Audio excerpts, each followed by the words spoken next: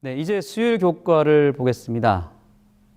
이 성소의 구조를 통해서 죄인이 구원받고 의인으로 변화되는 과정을 우리가 살펴봤는데요. 놀랍게도 이 과정이 또한 출애굽의 그 여정과도 그대로 일치한다는 것을 우리가 발견하게 됩니다. 한번 살펴볼까요? 먼저 뜰입니다. 뜰은 애굽에서 이루어진 구원의 역사를 보여줍니다. 뜰에는 번제단과 물두멍이 있었죠. 번제단부터 볼까요? 번제단의 어린 양은 유월절의 어린 양과 동일한 의미를 갖고 있고 둘 다 십자가의 예수님을 가리키고 있습니다. 자, 그 다음 물두멍은 어떻습니까? 물두멍은 무엇과 연결될까요? 침례를 상징하는 홍해 사건과 그대로 일치가 되는 것입니다. 자, 그 다음 성소의 첫 번째 칸으로 들어가게 되면 이 성소라고 하는 것은 이 출애굽 여정 가운데서는 광야의 생활입니다. 광야 생활. 우리가 이것을 영적으로 교회 생활로 연결했죠. 이것은 또한 구원의 과정 속에서는 성화의 과정입니다. 만나라고 하는 매일 아침마다 받아 먹었던 만나는 말씀을 상징하는 떡상과 연결이 됩니다. 또 이 성령의 등불, 이것은 촛대잖아요. 촛대가 그 성령을 의미했고 성령의 등불을 의미했는데요. 이 촛대는 그러면 무엇과 연결될까요? 이스라엘 백성들을 밤마다 낮에마다 이렇게 인도했던 불기둥과 구름기둥이 바로 성령의 인도하심을 의미합니다. 그래서 성령 하나님은 성소에서 촛대, 그리고 출애굽 여정에서는 구름기둥, 불기둥입니다. 그 다음에 기도를 상징한 분향단은 어떻습니까? 자, 이것은 무엇과 연결할 수 있을까요?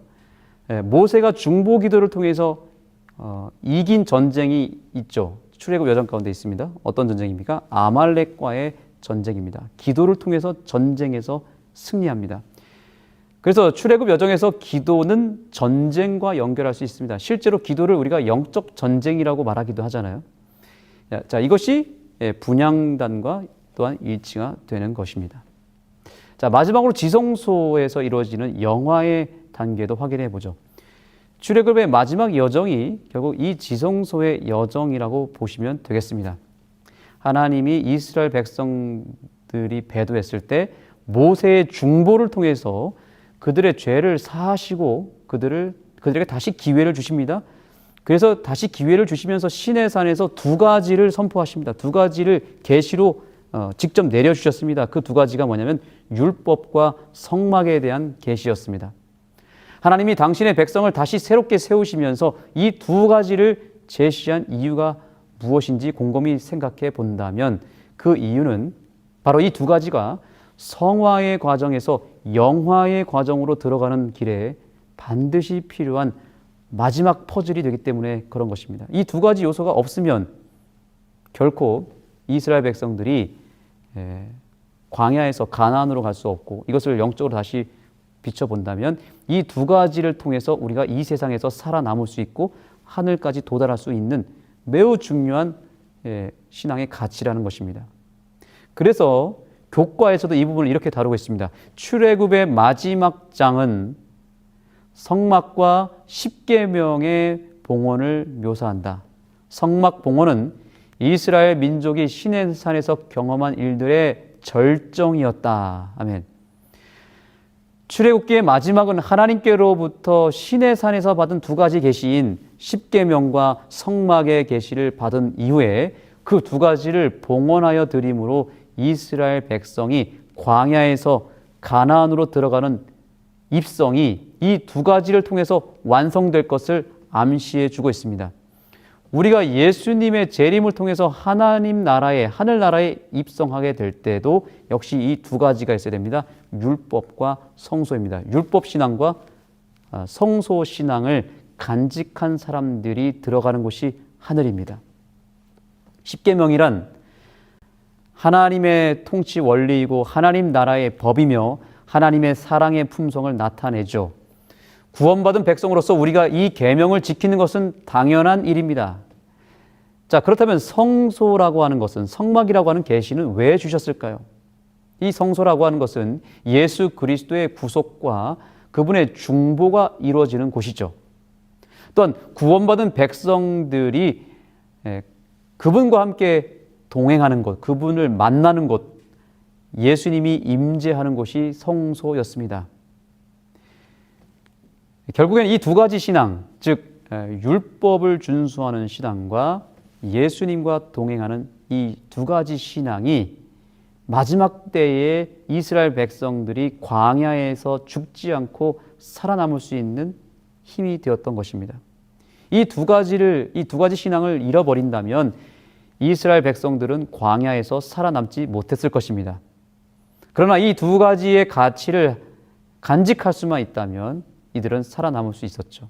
하나님은 구약의 백성들에게 신의 산을 통해서 주셨던 그 계명과 성소를 신약으로 끌고 와서는 이렇게 해석을 합니다. 바로 요한계시록 14장 12절입니다. 다 같이 읽어보겠습니다. 시작. 성도들의 인내가 여기 있나니 저희는 하나님의 계명과 예수의 믿음을 지키는 자니라. 아멘. 여러분, 역사는 반복됩니다. 마지막 때에도 광야에서 죽는 자들이 있고요. 광야를 잘 통과하여 영적 가나안으로 입성하는 사람들도 있을 것입니다. 자, 여기 교과의 말씀을 보겠습니다. 주님께서 성막을 임재로 채우신 일은 출애굽 사건을 매듭 짓는 위대한 절정이며 성막은 새 예루살렘의 새 땅에서 구속받은 자와 함께 거하실 때를 가리킨다. 자, 여기 이 부분은 이번 기 교과 전체의 결론이라고도 볼 수 있을 만큼의 매우 중요한 메시지입니다. 하나님께서 출애굽의 모든 여정을 매듭 짓는 위대한 절정, 이것이 무엇이라고 말하고 있어요? 위대한 절정이? 바로 성소를 통해서 임재하시는 그 예수님, 그리고 그 예수님을 깊이 만나고 친밀하게 만나고 매우 실제적으로 만나는 신앙이 바로 이 출애굽 여정을 종결짓는 마지막 코스, 마지막 퍼즐이라는 것입니다. 절정이라고 하는 말을 표현했는데 이 단어의 뜻은 무엇입니까? 최고의 경지라는 뜻입니다. 그렇습니다. 우리의 신앙의 최고의 경지는 다름 아닌 우리에게 인격적으로 다가오시고 우리와 늘 함께 하기를 원하셔서 성막을 통하여 우리에게 역사하시고 만나주시는 예수님을 내가 에녹처럼 친밀한 관계 속에서 예수님을 만날 수만 있다면 우리는 바로 성소신앙을 올바로 하는 것이고 마지막 때에 예수 믿음을 지키는 길인 것입니다.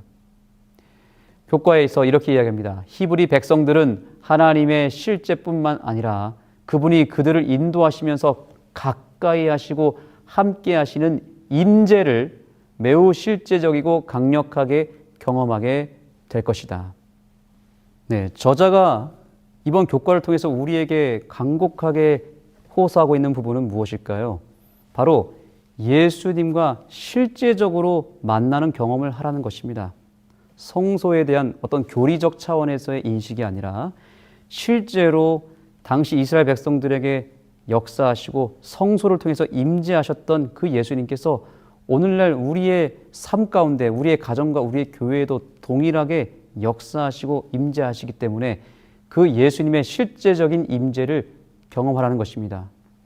이 놀라운 예수님과의 만남을 저와 여러분이 깊이 누리게 되기를 간절히 소망합니다.